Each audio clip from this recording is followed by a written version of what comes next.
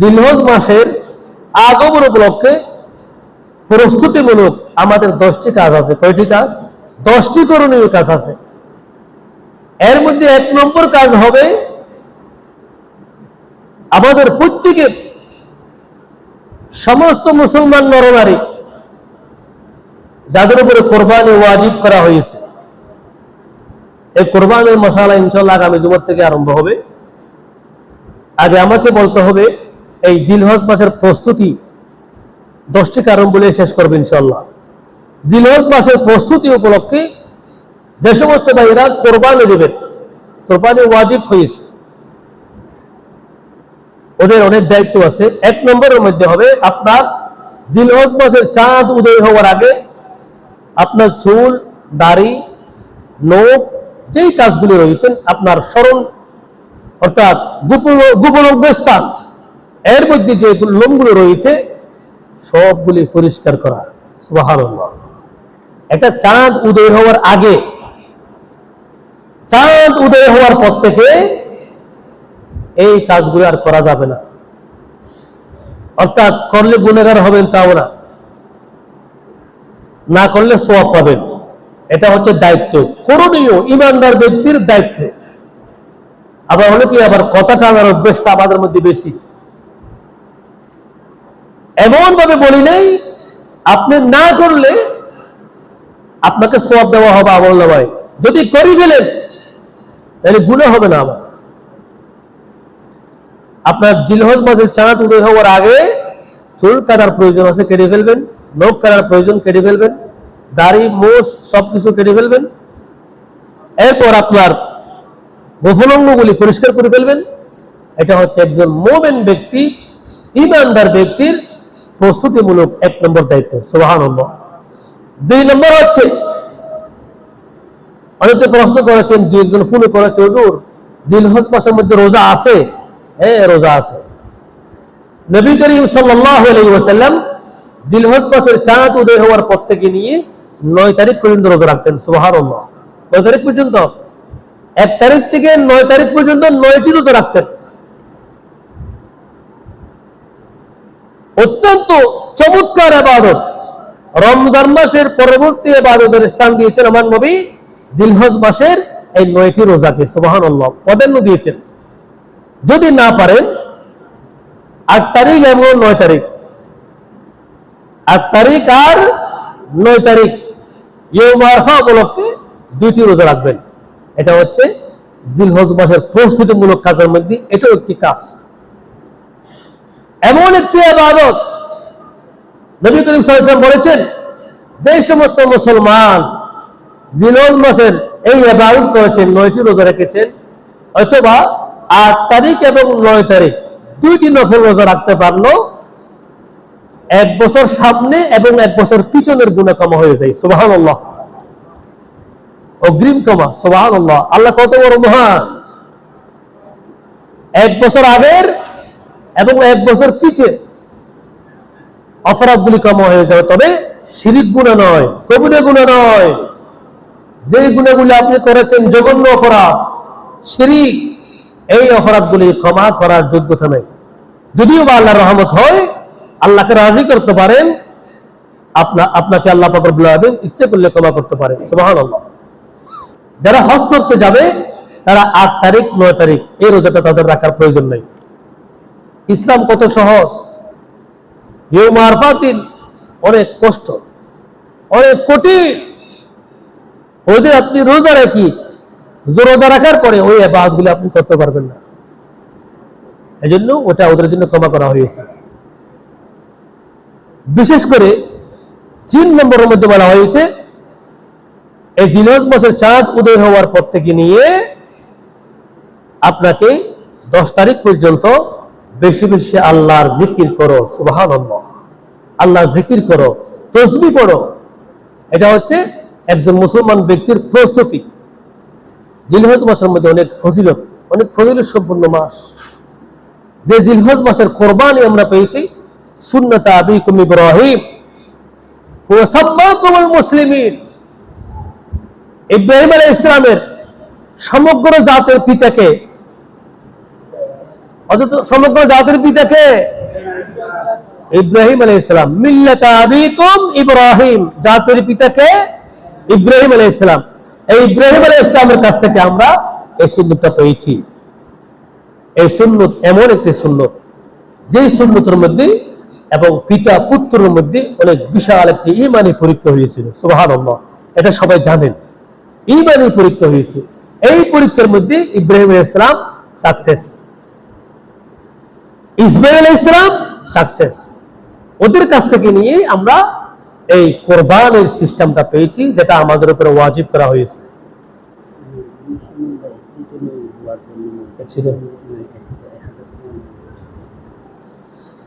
এই কোরবানি এমন একটি ইবাদত, যে কোরবানি করলে সরাসরি কে খুশি হয়?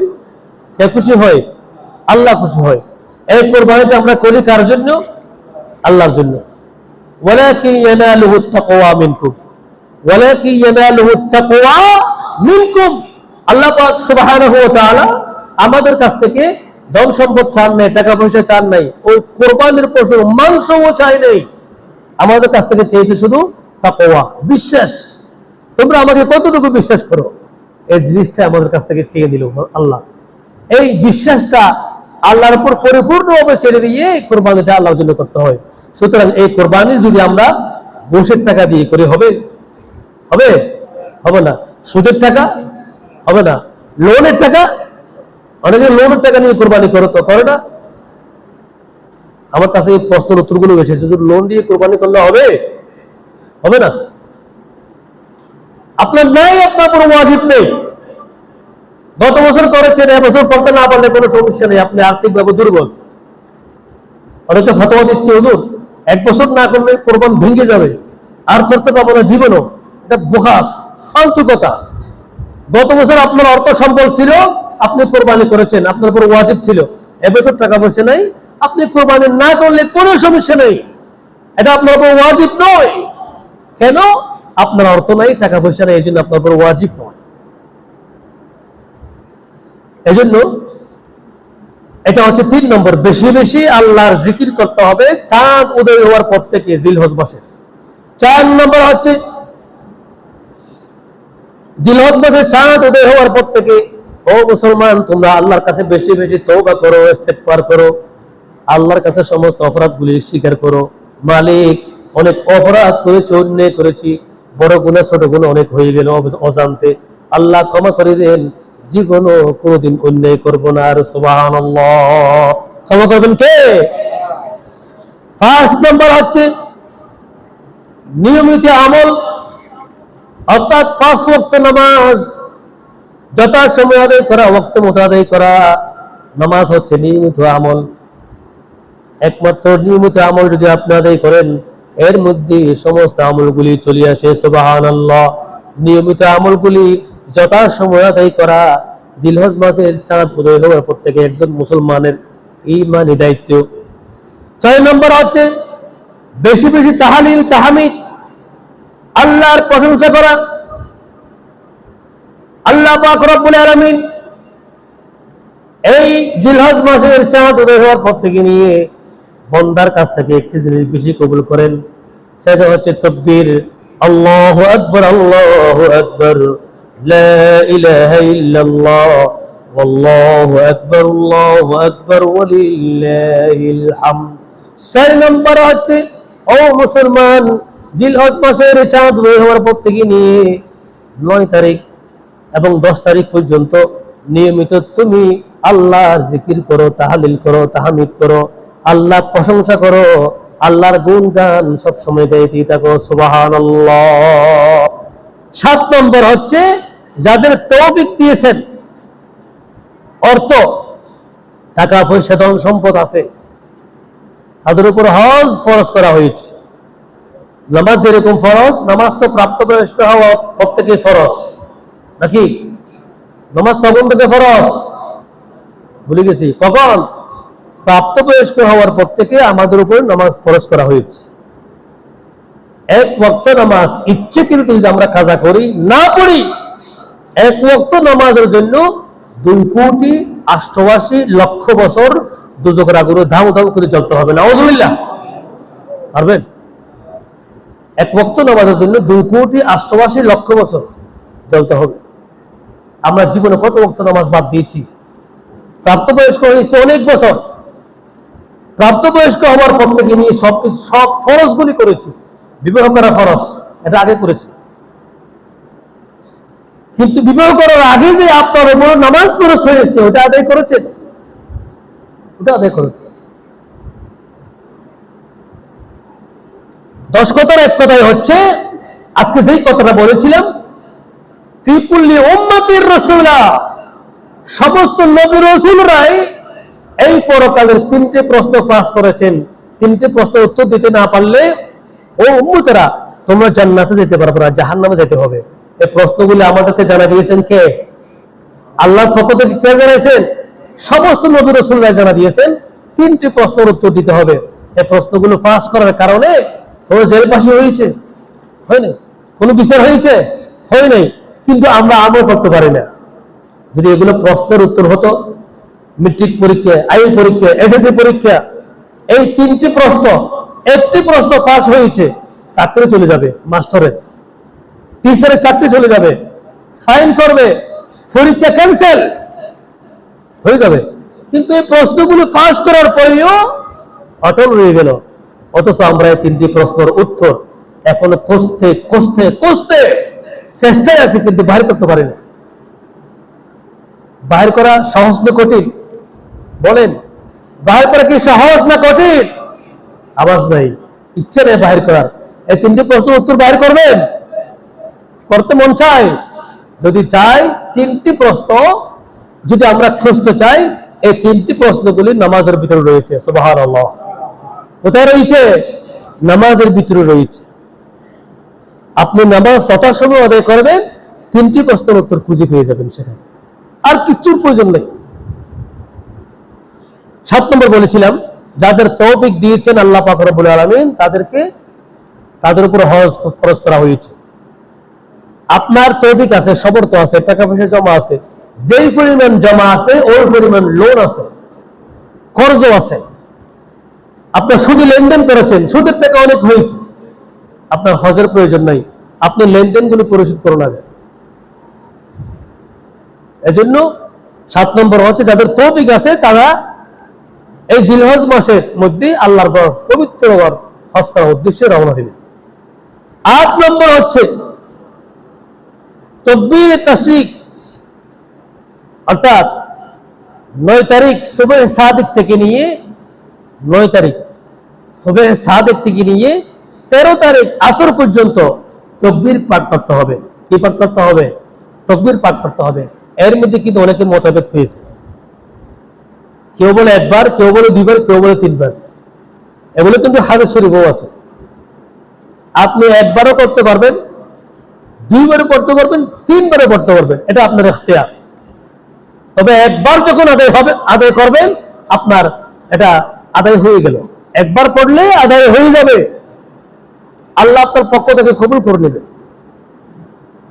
এটা হচ্ছে ইবাদতের উপযুক্ত, অর্থাৎ ওয়াজিব। এটা আদায় করা আমাদের উপর কি ওয়াজিব। একবার আদায় করলে ওয়াজিব হয়ে যাবে, আদায় হয়ে যাবে। আর যদি কেউ 2 বার চায়, 3 বার চায়, তাও আদায় করতে পারবেন, কোনো সমস্যা নেই। 9 নম্বর হচ্ছে 10 তারিখ জিলহজ মাসের 10 তারিখের সুন্নতগুলি, যে সুন্নতগুলি রয়েছে ওই সুন্নতগুলির প্রস্তুতি নেওয়া। 10 তারিখের সুন্নতগুলো সবাই জানে তো, জানেন। 1 নম্বর সুন্নত হচ্ছে যারা কোরবানি করবে, ফজরের নামাজের পর থেকে নিয়ে যে পশুটা আপনি কোরবানি করবেন ওই পশুর গলায় ছুরি দেওয়ার আগ পর্যন্ত আপনি কিছু খেতে পারবেন না। এটা একটা রোজা। সুবহানাল্লাহ। এটা সুন্নত। এই সুন্নতটা হচ্ছে প্রধান সুন্নত, কিন্তু আমরা এটা করি না। এর পরবর্তী সুন্নত হচ্ছে আপনার যে পশুটা আপনার কোরবানি দিবেন ওটা অবশ্যই কোরবানির আগের দিন বলা হবে, অথবা আগের জুমায় বলা হবে, বিস্তারিত অনেক লম্বা। এটা হচ্ছে আসল সুন্নত, যে সুন্নতটা আপনি কোরবানির দিন রোজা রাখবেন। এটা এর মধ্যে জিলহজ মাসের প্রস্তুতির উপরে রয়ে গেল, এই জন্য এটা আগে বলে দিচ্ছি। 10 নম্বর হচ্ছে আল্লাহ পাক রব্বুল আলামিন যাদেরকে সমর্থবান করেছেন, তারা আল্লাহর নামে কোরবানি করবে। যাদেরকে সমর্থবান, অর্থাৎ যাদের সমর্থ রয়েছে কোরবানি করার, অর্থ জমা আছে, টাকা পয়সা আছে, এরা কোরবানি করবে। যদি আপনার কোরবানি দিতে হয়, আরেকজনের কোরবানি আপনাকে দিতে হচ্ছে, বর্তমানে এখানে বেশি হচ্ছে, এটা আপনি দিতে পারেন। আপনার কন্যা বিয়ে দিয়েছেন, অথবা আপনার বড় মেয়ে নতুন বধূ এনেছেন, আপনার বিয়ের পক্ষ যদি কেউ আপনাকে প্রশ্ন করে, ভাই আপনাদের জন্য একটা আমি পশু হাদিয়া করতে চাই, গিফট করতে চাই, কেন? আপনারা চাইলে কোরবানি দিতে পারবেন, না চাইলে আপনারা পালতেও পারবেন, কোনো সমস্যা নেই। এটা হাদিয়া উপলক্ষে দিচ্ছি, কোরবানি করতে হবে শর্ত নয়, আমার ভালো লাগতেছে আমি দিচ্ছি, তাহলে এটা জায়েজ। যদি আপনাকে বলে দে, জানাই দে, প্রশ্ন করে, এটা আবার দেব আমি, আপনি চাইলে কোরবানিও করতে পারেন, আপনি না চাইলে রাখতেও পারেন। ওইরকম ভাবে যদি আপনি দিতেন, তাহলে এটা আপনার জন্য জায়েজ হবে। আর যদি জোরপূর্বক ভাবে দিতে হবে, গরু দিতে হবে, ছাগল দিতে হবে, এটা জোরপূর্বক জোরাজুরি করা হয়, এটা জায়েজ হবে না, কোরবানিও হবে না।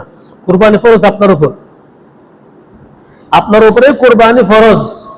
অর্থাৎ কোরবানি ফরজ হওয়ার জন্য অনেকে হয়তো বা জানি না, এক নাম কোরবানি করতে কতটুকু খরচ হয়। যদি বাঘে পশু করতে চাই সর্বোচ্চ 10,000, যদি ছাগল দিয়ে করতে চাই 15 থেকে 20,000। এই অর্থগুলি আপনার জমা থাকলে আপনার উপর কোরবানি ওয়াজিব, আপনি কোরবানি করতে পারবেন। আর এই টাকা আপনার জমা না থাকলে, অথবা জমা আছে খরচ থাকলে, আপনার উপর কোরবানি ওয়াজিব নয়। এই মাসালাগুলি মনে রাখবেন। অবশ্যই সামনে কোরবানি উপস্থিত হয়েছে, কোরবানির সম্পর্কে অনেক মাসালা টুকিটাকি বলার আছে, অথবা জানারও থাকতে পারে, আমার কাছে জানতেও পারবেন ইনশাআল্লাহ। আর আগামী জুমায় ইনশাআল্লাহ শুধু কোরবানির মাসালা নিয়ে আলোচনা হবে। আজকে আলোচনা হয়েছে আমাদের জিলহজ মাসের প্রস্তুতি এবং খবরের প্রশ্নের উত্তর ফাঁস। 3টি প্রশ্নের উত্তর ফাঁস, এটা আগের থেকে হইয়াছে, কিন্তু আমরা উত্তরগুলো জানি, জানার পরেও না জানার বান্দরে বসে থাকি নাকি? এই উত্তরগুলি জেনেছি, এগুলো আমল করবেন। আমল করলে আল্লাহ পাক রব্বুল আলামিন আমলদার ব্যক্তির দাম সবচেয়ে আল্লাহর কাছে বেশি। সুবহানাল্লাহ।